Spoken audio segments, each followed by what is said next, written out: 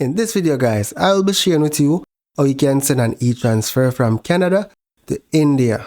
So to get started, hit the link in the description below. It will take you to RemitBee's website. I already have an account, so I'm going to sign in and you will sign up, right? Once you register, you can also download the mobile app. It's pretty much the same, right? So once you're in, select send money. Pay close attention guys, right? You're going to add new recipient. Select your country, which is India, and select continue.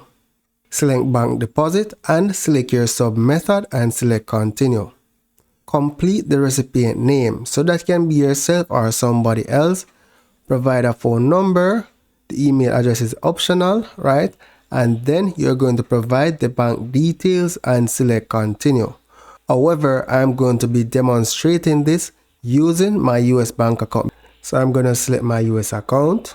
This is the amount that I want to send. It shows how much I'll receive. Select continue. Select your purpose of transfer and select continue. Now for the payment method, you're going to select eTransfer and select next. Now to complete this e-transfer, follow these instructions.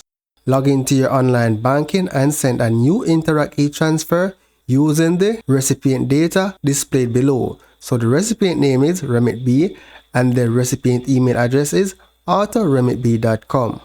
And very important, in the message section when you're doing that transfer, you are going to specify your email address that you signed up with and select continue, right? So let me just copy this and then select confirm and send. I understand. Now once you send the e-transfer, the money will be cleared here and then RemitBee will then transfer the money to your Indian bank account or the recipient's bank account in India, and then your account balance will be zeroed out. So as you can see here, I've done several transfers with it, right? So it works. So that's it for now guys. Thank you for watching and see you in the next video.